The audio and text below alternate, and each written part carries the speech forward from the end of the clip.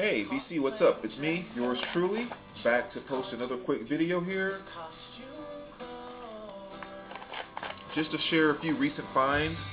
Um, Again, nothing huge, and I haven't been buying a ton, just kind of, picking up piece here, piece there, and it adds up over the course of a week or two, and just wanted to share with you some of the things that I picked up. Something I was going to say, in case you guys haven't checked it out, which I'm sure most of you probably have, Mags, 1204 Willow, she did a posting of her, the poem that she read at that big event out in, I think it's Ohio, this past weekend.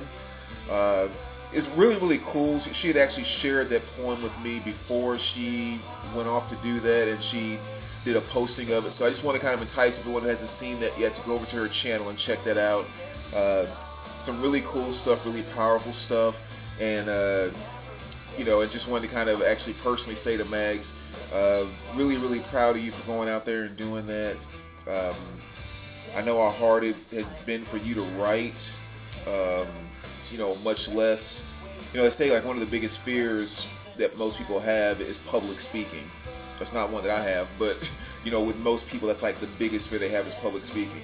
So you can imagine doing something for the first time like that where you're speaking in public, but not only that, but what you're talking about is sharing is some of the deepest, most, intimate and somewhat darkest places and good places, just kind of, extreme emotional places you've been in your life, and letting that be what you have to talk about the first time you get up in a situation like this and do this type of public speaking. So that's huge, and took some big ones, Mag. So I just want to kind of congratulate you and say, good job on stepping up and being brave enough and willing to take that experience. So congrats on that. She'll be back, I think, today or sometime this evening. So again, just make sure everyone checks that out and touch base with Mags about that. I'm sure she'll really appreciate it.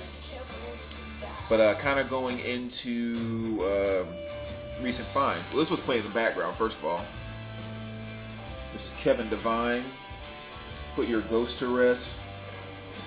Just a 2 LP set I stumbled across at a store one time. I remember Dan from Canada wanted to get this from me so bad, because I think it's pretty hard to find. But I got it really cheap.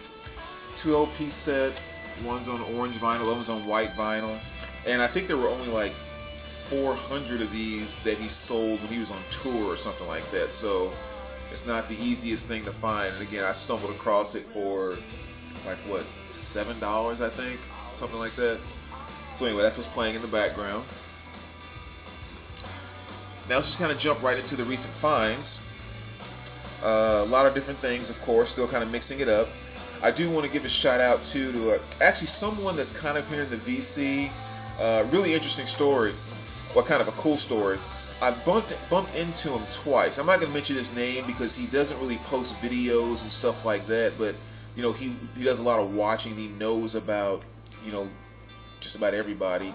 So I don't know if necessarily if he doesn't want to kind of be that involved at this point. So I'm not going to say his name or anything, but I've actually bumped into him twice.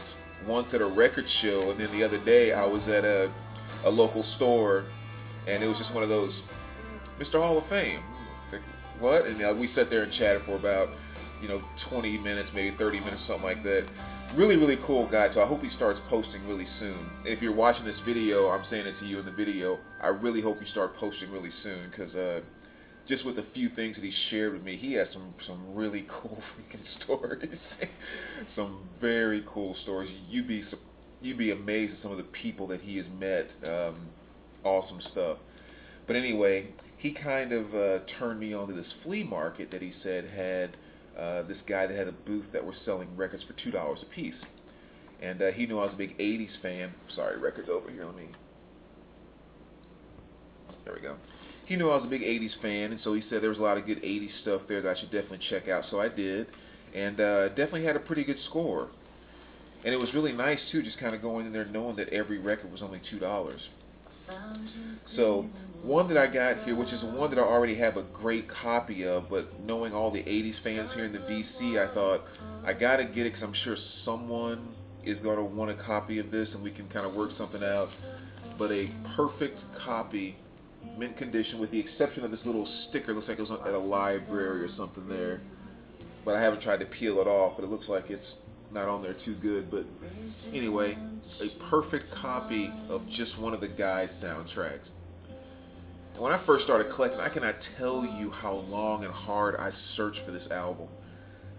And so it's one of those bittersweet things. It's like, you know, cool, you got another good copy you can share with someone. At the same time, it's, man, all that searching I did, and I look how much I paid for it, then you find one for $2. But again, if someone's interested, let me know. I got this copy of Frankie Valli, and this is Frankie Valli Is the Word, and this is the actual studio album that had Grease on there. Of course, everyone knows it off the soundtrack, but this is the actual studio album that has Grease, the song Grease. Another classic that I didn't have before, Down and Out in Beverly Hills. I don't know if you guys remember that movie or not. But that was a nice, fun soundtrack to find. They had another copy of this there, too, that was in really good shape as well. So if anyone really needs that, have been searching for it, let me know, because I can go grab it for you pretty cheap. Also, No Small Affair, another good 80s soundtrack there. And again, he knew how much I liked the 80s from watching my videos, so when he saw a lot of these things there, he kind of knew that this was a spot that I might really kind of dig. So he was right. I picked up some really good 80s soundtracks, including Earth Girls Are Easy. That's another good one. I barely remember this movie. I know I watched it once, so I need to go back and check that out again. And another great $2 find, Slow Train Coming by Bob Dylan. I didn't have this, and this is a really, I mean, just a perfect copy. Inserts and everything, only $2. So again, really good pickup. Also got, this was kind of a blind buy, but something about this cover really caught me, which is Connie Adler. No, sorry, Connie Calder. And just kind of, I guess, singer-songwriter type thing. I've only listened to a couple of songs on it so far. It hasn't been too bad, but again, I don't know, for some reason that cover just really kind of captured me. So I thought I'd give it a try for only $2. And last but not least, you know, I'm working on completing my man's collection here, so no Kenny G collection is finished without G-Force. Never have enough Kenny. So that was another good pickup there. And then the last three pieces here were the new pieces that I picked up. One, which is the new Wild Nothing. I guess this is basically an EP. It is a 45 RPM. I think it's labeled as an EP release, but there are there's 7 songs on it, so you know it's kind of a lengthy type EP, but it's pretty good stuff. Not as good as their first 2 albums, in my opinion, but their first 2 albums were great, so this is still pretty darn good. So I was happy that they had something new come out. And then got another copy of Mr. Schizophrenic himself, Sun Ra. So another nice addition to the Sun Ra collection. This is the Solar Myth Approach, Volume 1. And again, it's just more of him doing his, I mean, I don't know. There's something very wrong with that dude. But again, I love his stuff, so I had a chance to pick that up, which is really good. No more addition to the Sun Ra collection. And I was very pleasantly surprised by this. I had heard a couple of songs off of it, but never heard the full album. But listened to, actually most of it this morning, and side 2 on this is an absolute killer. If you're not familiar with Herbie Hancock, Inventions and Dimensions, really good stuff. I really like Herbie's stuff because he was one that, you know, he did all that work with Miles Davis and all them back then, so you know he's obviously very well versed in that, for lack of better terms, that strong traditional jazz. But just like the stuff that came out of his albums, like Thrust and Hunters, and what else? We even like his stuff going into Rocket and all the stuff he did in the 80s. he always had this funk thing that he was, to me, almost seemed just as connected with as that world of jazz that he came from with Coltrane and Davis and all of them. And so he's one of the few artists, at least that I know of, so please share if there are more that come to mind, or that I don't know about, because I definitely want to discover more. But he was one of those few artists that really combined that funk traditional jazz thing in a way that just feels really good. I don't know. And side 2 with Jackrabbit, Mimoso, and A Jump Ahead, I mean, it's just really, really good stuff. So that was a good addition to my jazz collection.